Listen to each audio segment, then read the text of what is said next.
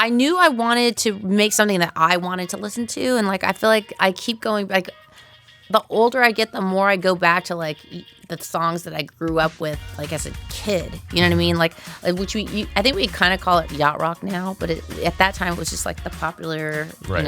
like soft rock music, like anything from like Steely Dan, the Eagles, like Carly Simon, James Taylor. Like there was like a lot of singer-songwriters back then. There was no computers. It was just music, like organic, you know? And so I really wanted to do something like in that kind of world. And Hi, Gwen. hi. It's so nice to meet you in person. Thank you so much for. This is so cool.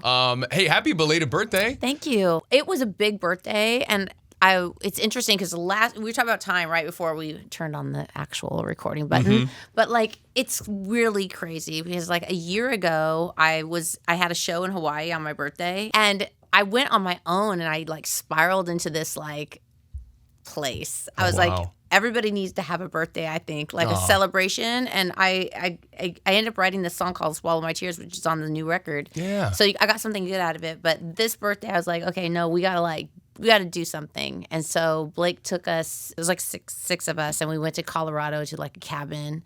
And just like, it was so beautiful up there. All the trees were like changing color. It was like a waterfall, hiking, drinking, like everything you could do. And I was so emotional. Like anytime I'd look over and they'd be like, oh, like a cake would be like, oh my God, it's my birthday. I was like, sometimes you just really need to transition into the next year. And that was one of those years for me. So it's been like, it was a good one. I feel ready now. And it's so interesting. I wrote down Swallow My Tears because I got to listen to the album a little bit earlier today, and that's my favorite song so far. Are you serious? Yeah, oh my gosh, I yay. love it. So congrats on that. See, good things come out of bad things. There we go. That's the message of the day.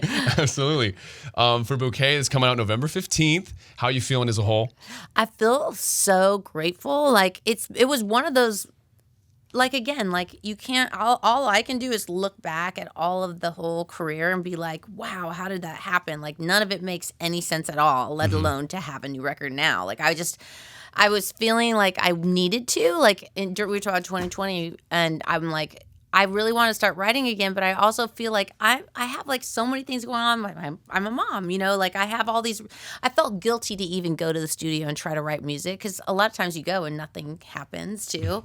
And but I started working on it, and I think I went down like a lot of like weird cul-de-sacs, like just musically, because I didn't really know what I wanted to be or who I was. Like I was trying to kind of chase the old me, like, okay, I want to do reggae or I'm going to do this. And nothing was like landing in like that, wow, this is the thing. Not even for me, but like even when I'd played it for people, they'd be like, cool, okay, anyways, like I'm like, oh, I guess it's gone. Like I guess I don't do this anymore. Interesting.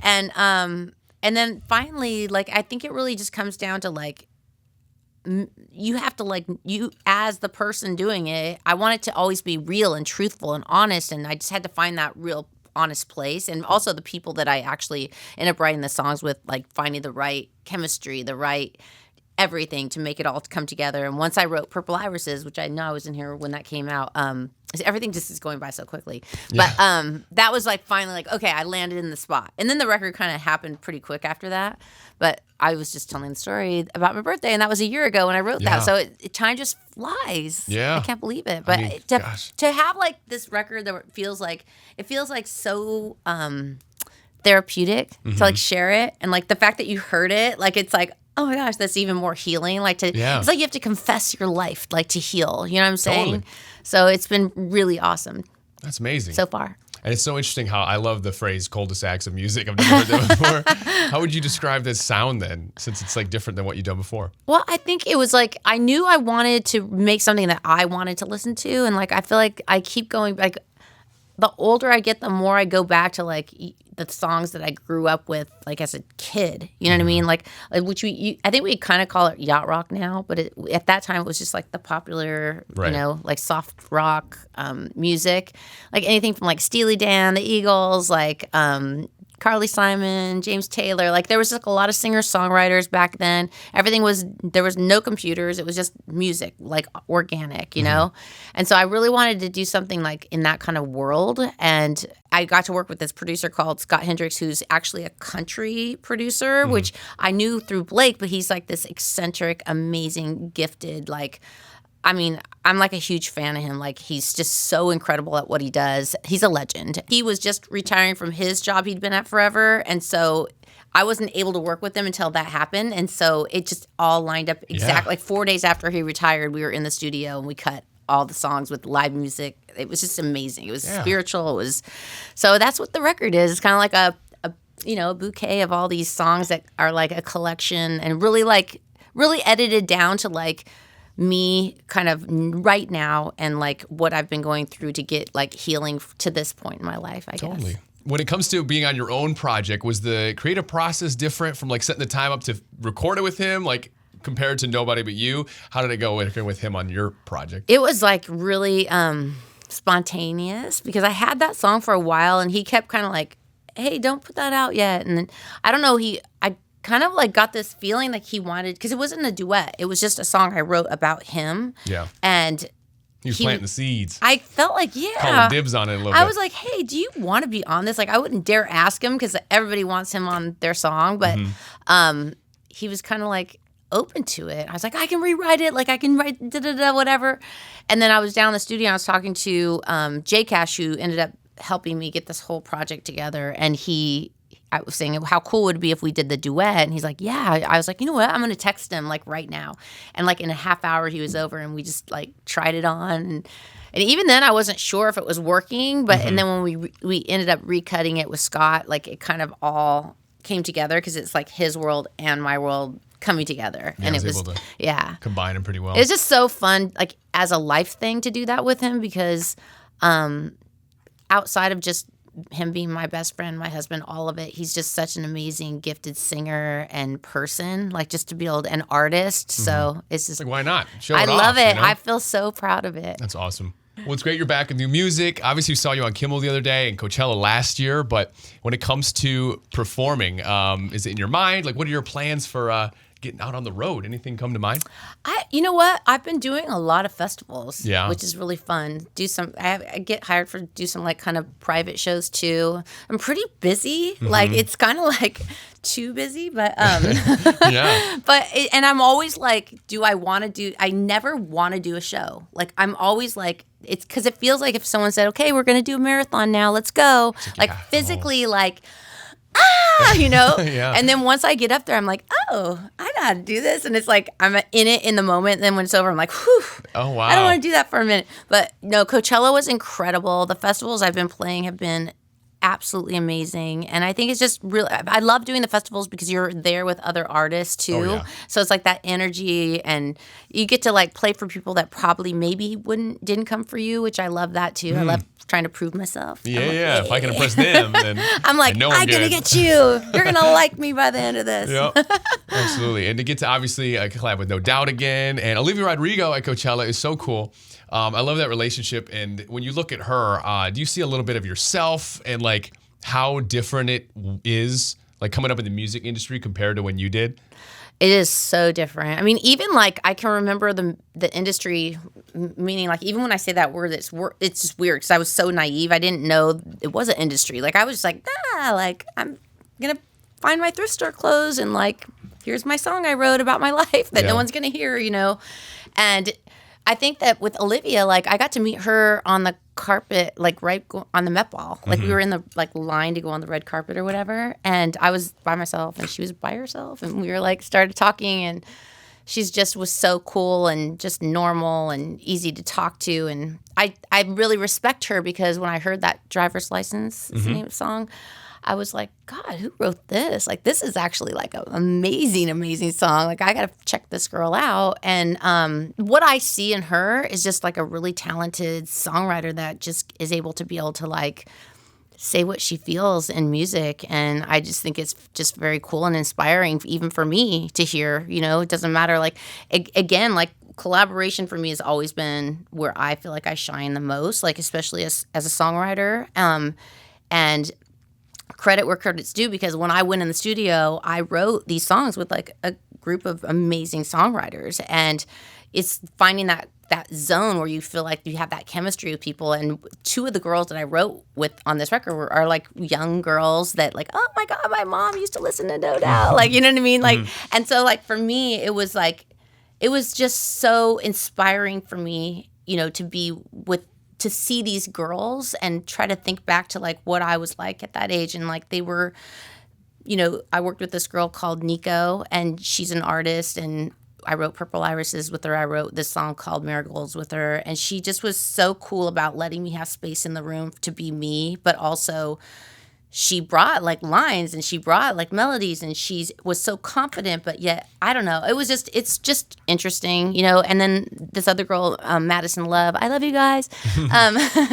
She's, again, like at first when I started working with her, I was like, who is this girl? Like, you walk in, just like I'm walking in here and going, okay, let's write a song. Like, it's really intimidating. It's really like pressure. Yeah. And it's like, I got to get back to the kids. Like, you know what I'm saying? Like, it's like a lot. It was Priorities, a lot. you know? That's what I'm saying. Like, it was a fight for me to, like, nobody cared. Like, nobody was saying, okay, you got to go do this now. It's like your next thing you're doing. It's like, no, it's like me going, I kind of want to do this, but is it weird that I want to do this, you know? So that fight, I think, is what made me so, like, makes me so proud of it and so excited to share it, because it feels so like real. It's just so cool to see your journey, and obviously like being from OC and having even a star on the Walk of Fame. So you got that last year. That was weird too. Isn't that crazy? Yeah. Have you visited it ever?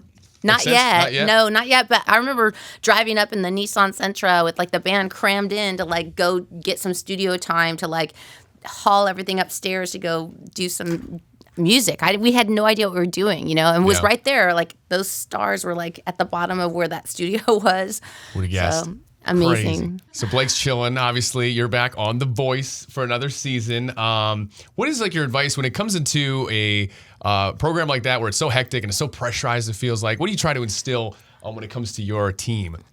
You know what? I love that show so much. I think this season I wasn't really planning to come back, and then they were like, but it's Snoop and it's like Bouquet. Michael Bublé and it's Reba again. I was like, oh. Does the season go through Christmas? Will it be?